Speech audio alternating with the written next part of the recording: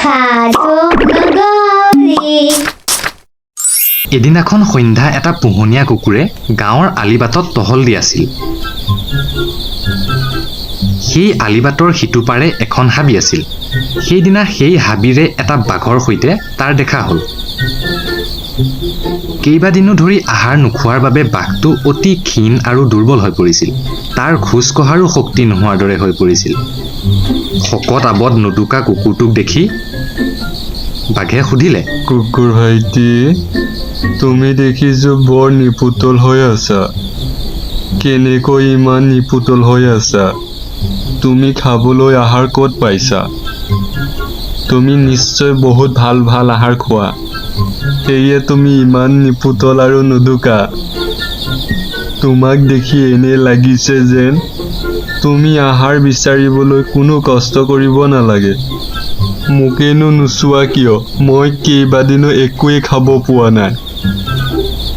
বুঢ়া হৈ আহিছোঁ, আগৰ দৰে চিকাৰ কৰিবও নোৱাৰা হ'লোঁ, সেয়ে প্ৰায় লঘোণে থাকিবলগীয়া হয়।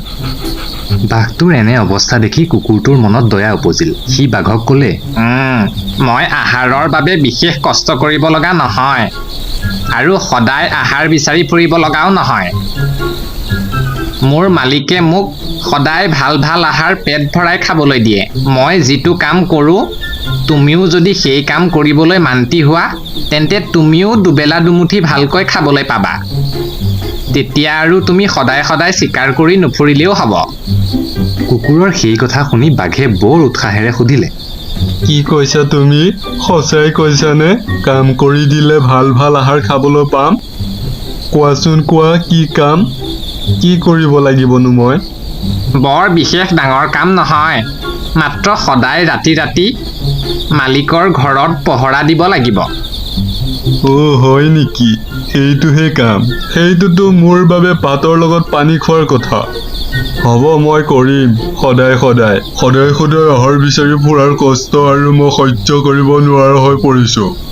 এই সামান্য কামটোৰ বাবে যদি ভাল ভাল খাবলৈ পাওঁ, তেন্তে আৰু কি লাগে? ব'লা ব'লা, তোমাৰ মালিকৰ ঘৰলৈ মোক লৈ ব'লা।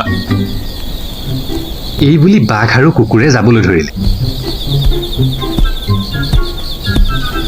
কিছুদূৰ যোৱাৰ পাছত বাঘে আচৰিত হৈ কুকুৰটোক সুধিলে, কুকুৰ ভাইটি, তোমাৰ ডিঙিত এডাল কি? কুকুৰে হাঁহি মাৰি ক'লে, এইডাল একো নহয়, এইডাল গলমণি। দিনত মালিকে মোক এইডালত শিকলি লগাই বান্ধি থয়। কুকুৰৰ এই কথা শুনি বাঘে হঠাৎ থমকি ৰ'ল আৰু কুকুৰক সুধিলে, কি কৈছা তুমি? তোমাক মালিকে তোমাক দিনত শিকলিয়ে বান্ধি থয়? তেনেহ'লে দেখোন তুমি নিজৰ ইচ্ছামতে কেনিও যাব নোৱাৰা। কিন্তু সেয়াটো মাথো দিনৰ ভাগতহে। ৰাতিটো মই স্বাধীন। ৰাতি যলৈকে ইচ্ছা মই তলৈকে যাব পাৰোঁ। যেতিয়া মোক দিনত শিকলিৰে বান্ধি থয়, তেতিয়া মোক মালিকে বহুত মৰম কৰে আৰু আহাৰ খাবলৈও দিয়ে।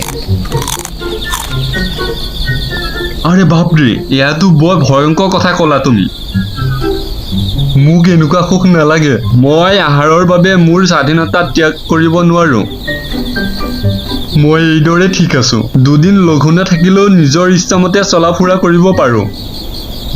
মই মোৰ এই স্বাধীন জীৱনটো লৈ যথেষ্ট সুখী। তুমি তোমাৰ এনেকুৱা জীৱন লৈ সুখী থাকা। মই হাবিতে ঠিক আছোঁ। এই বুলি কৈ বাঘ তাৰ পৰা গুচি গ'ল।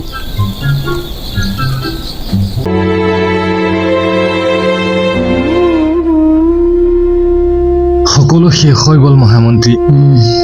আপোনাক সান্তনা দিবলৈ মোৰো যে কোনো ভাষা নাই মহাৰাজ। এতিয়া কি হ'ব উপায়? এবাৰ প্ৰচণ্ড সুখ পাই থৈছোৱেই, আৰু এটা সুখ, হে ভগৱান, মই আৰু কিমান সহিম?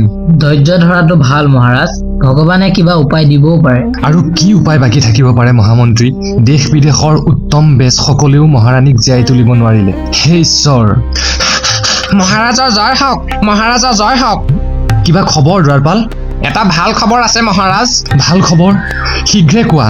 মহাৰাজ, যজ্ঞদত্ত নামৰ ব্ৰাহ্মণ বন্দীজনৰ কথাকে ক'বলৈ বিচাৰিছো, যিজনক কাইলৈ প্ৰত্যুষেতে শূলবিদ্ধ কৰা হ'ব। ৰাজকোঁৱৰৰ ঘাতক বন্দীজনৰ কথাকে কৈছানে? হয় মহাৰাজ, তেওঁ বোলে মহাৰাণীক জীয়াই তুলিব পাৰিব। কি ক'লা? যদি সেয়ে সত্য, তেন্তে শীঘ্ৰে তেওঁক কাৰাগাৰৰ পৰা মুকলি কৰি ৰাণীৰ ওচৰলৈ লৈ যোৱা। জীৱা আজ্ঞা মহাৰাজ। এয়া সম্ভৱ হ'ব জানো মহামন্ত্ৰী? অসম্ভৱ নহয় মহাৰাজ, ঈশ্বৰে ইচ্ছা কৰিলে অসম্ভৱকো সম্ভৱ কৰিব পাৰে।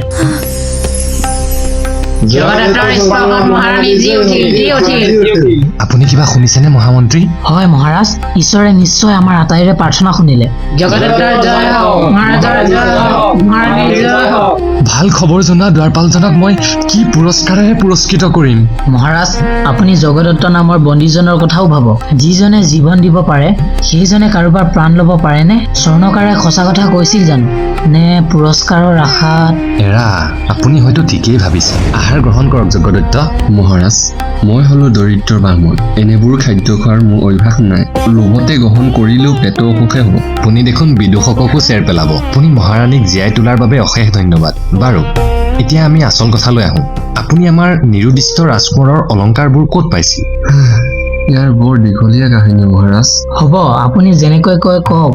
তীক্ষ্ণ বুদ্ধি মহাৰাজে সকলো বুজি পাব। তেন্তে শুনক মহাৰাজ, মই চমুৱাই কওঁ, মই বৰ দুখীয়া পৰিয়ালৰ লোক। আমি প্ৰায় লঘোণে থাকিবলগীয়া হয়। সেইবাবে মোক এলেহুৱা বুলি পত্নীয়ে সদায় ককৰ্থনা কৰে। তেওঁ ককৰ্থনা সহিব নোৱাৰি সেইদিনা মই ঘৰৰ পৰা ওলাই গলো। এনেদৰে গৈ গৈ এখন ডাঠ হাবিত সোমালো। এনেতে তাত বহুতো প্ৰাণী আৰ্তনাদ শুনি মই ঘাঁহেৰে আবৃত এটা কুৱাৰ কাষ পালোগৈ। তাৰ পাছত তললৈ জুমি চাই দেখিলো সেই কুৱাটোত এটা বাঘ, এডাল সাপ, এটা বান্দৰ আৰু এজন মানুহ পৰি আবদ্ধ হৈ আছে। আপুনি আটাইকে উদ্ধাৰ কৰিলেনে? হয় মহাৰাজ, সকলোকে উদ্ধাৰ কৰাৰ পাছত আটাইয়ে মোক কিবা কিবি দিম বুলি প্ৰতিশ্ৰুতি দিলে। বান্দৰ, বাঘ আৰু সৰ্পই নিশ্চয়কৈ এই প্ৰতিশ্ৰুতি ৰক্ষা কৰিলে। বান্দৰে মোক সুমিষ্ট ফল দিলে আৰু সি মোক বাঘৰ গুহালৈ লৈ গ'ল। বাঘে যথাবিধি সেৱা সৎকাৰ কৰি মোক এসোপামান অলংকাৰ দি ক'লে, এয়া ৰাজকোঁৱৰৰ অলংকাৰ আছিল। আজিৰ পৰা এইবোৰ আপোনাৰ। মহাৰাজ, মই ঠিকেই অনুমান কৰিছিলো যে এইজন দৰিদ্ৰ ব্ৰাহ্মণে ধন সোণৰ লোভত অপকৰ্ম কৰিব নোৱাৰে। ৰাজকুমাৰক এখেতে কৈ যাওক ডাঙৰীয়া, কৈ যাওক। আমাৰ দৰিদ্ৰতা নিবাৰণৰ অৰ্থে সেই অলংকাৰখিনি মই লৈ গৈ গাঁতৰ পৰা উদ্ধাৰ কৰা স্বৰ্ণকাৰজনৰ ওচৰ পালোগৈ। তেওঁ ক'লে, অলংকাৰখিনি এতিয়া মোক দিয়ক। ইয়াৰ সোধা-সুধি পৰীক্ষা কৰি আনোগৈ। শুদ্ধ সোণ হ'লে আপোনাক উপযুক্ত মূল্য দিয়া হ'ব। এই বুলি কৈ তেওঁ প্ৰস্থান কৰিলে। আৰু ৰাজসভা পালেহি নহয়নে? তাৰ কথা বিশ্বাস কৰি মই আপোনাক বন্দী কৰিলো। কিন্তু আপুনি মহাৰাণীক জীয়াই তুলিলে কেনেকৈ? বন্দী অৱস্থাতে মই অবিৰতভাৱে ঈশ্বৰৰ নাম স্মৰণ কৰিবলৈ ধৰিলো। অৱশেষত গাঁতৰ পৰা উদ্ধাৰ পোৱা সৰ্প আহি মোৰ সন্মুখত উপস্থিত হলহি আৰু মোক ক'লে, আপুনি চিন্তা নকৰিব। ঈশ্বৰৰ আদেশ আৰু মহাৰাণীৰ কপালৰ লিখন অনুসৰি মই তেওঁৰ গালৈ বিষপান মাৰিম। আপোনাৰ স্পৰ্শৰ বাহিৰে কোনো চিকিৎসাই তেওঁক জীৱন্ত কৰিব নোৱাৰিব। সৰ্পৰ কথামতেই কাম হ'ল। মই সকলো বুজি পালো যজ্ঞদত্ত মহাশয়। আপুনি সম্পূৰ্ণ নিৰ্দোষী। আপোনাৰ নিৰ্দোষিতা প্ৰমাণৰ বাবে আৰু একোৰে প্ৰয়োজন নাই। আপোনাৰ কাৰ্যত সন্তুষ্ট হৈ মই এই মুহূৰ্তৰ পৰাই আপোনাক মন্ত্ৰিত্ব প্ৰদান কৰিলো। অশেষ ধন্যবাদ মহাৰাজ। ধন্যবাদৰ প্ৰয়োজন নাই মন্ত্ৰীবৰ যজ্ঞদত্ত। কোন ক'ত আছ? আদেশ কৰক মহাৰাজ। এখেতৰ পৰিয়ালটোক শীঘ্ৰেই সসন্মানে ৰাজকাৰেঙলৈ অনাৰ ব্যৱস্থা কৰিবলৈ কোৱা। সেই কৃতঘ্ন স্বৰ্ণকাৰজনক অতি শীঘ্ৰে বন্দী কৰি আনা। জীৱা আজ্ঞা মহাৰাজ।